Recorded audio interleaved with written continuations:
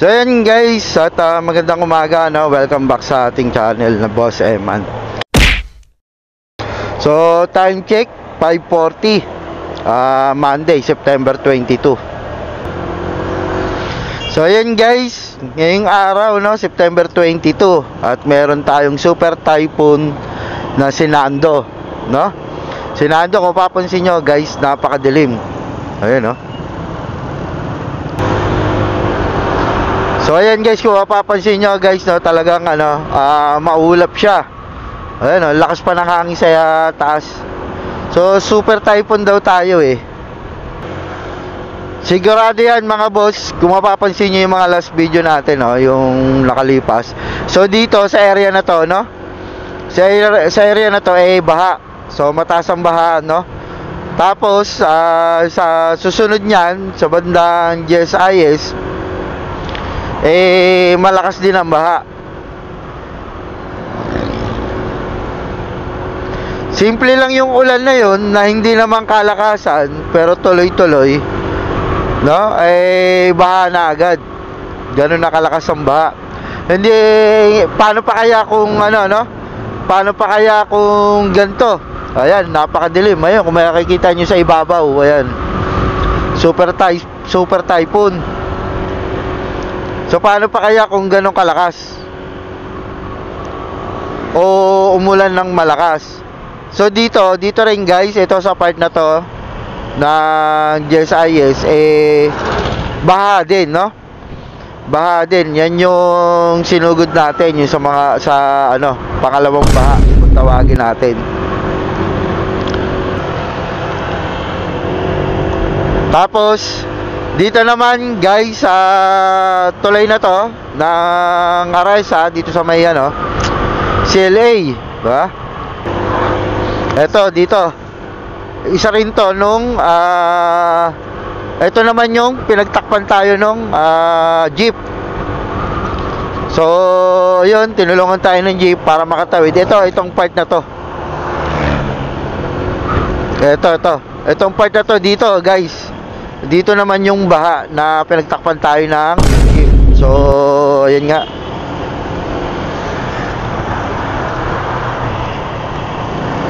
So nagmamadali sila lahat oh. Gawa ng iniisip nila baka bumagsak na, o may possible na bumagsak agad itong ulan na to.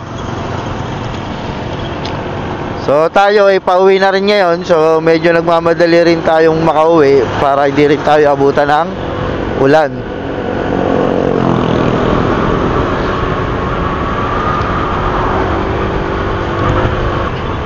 So sana guys, no, mga boss, sana hindi masyadong malakas dito sa atin sa bayan ng Santa Cruz, Laguna. So nasa taas naman siya, no, nasa bandang norte naman siya. Sana hindi na kasi nung malakas dito. Kung mulan man wag naman yung ganong kalakas.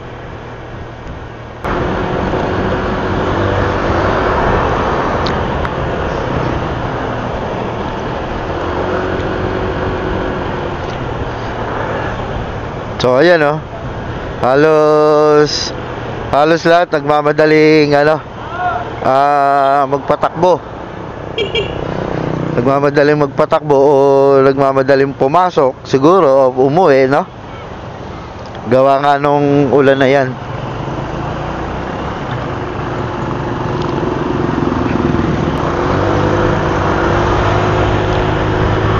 Pero kahit may ganyan mga boss, no, magdoble ingat pa rin tayo. Tapos alalay lang sa pagpapatakbo ng mga ating motor, ng ating mga service. So ayan, sa part na yun, no, imbis na kitang kita, ayan yung sa part na yan, kitang kita dapat yung yung bundok.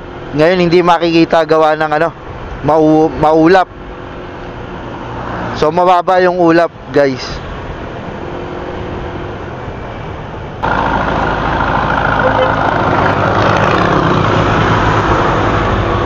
So sa ngayon mga boss, walang pasok. All level yan, walang pasok. Pati government employee walang pasok, no? Bali ang may pasok lang ngayon yung sa mga rescuer, sa ospital. Yun lang ang may mga pasok ngayong araw. September 22, Monday, guys. So kung mapapansin nyo habang nabiyahe kayo ngayon,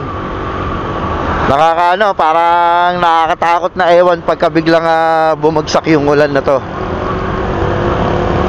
So kaya nagmamadali rin tayo kahit konti para makauwi tayo at hindi tayo abutan ng yung ulan.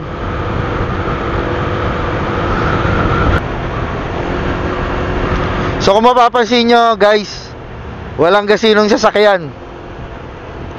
Maluwag na maluwag. Kasi ngayong araw walang pasok, walang estudyante, wala ring mga government employee. Pero sa amin, kaming mga security o siguro yung iba pa dyan na ay may pasok, no? Pero sa amin sa security, umulang bumagyo, ano mangyari, may pasok pa din. Kasi no work, no pay kami. Ayan mga boss, no? No work, no pay. Pag di ka pumasok, wala ka sweldo, wala ka sasahurin. Kaya taste lang tayo mga boss. So ayan guys, dito sa part na to, so dito medyo delikado rin pagka mga ganyang malalakas.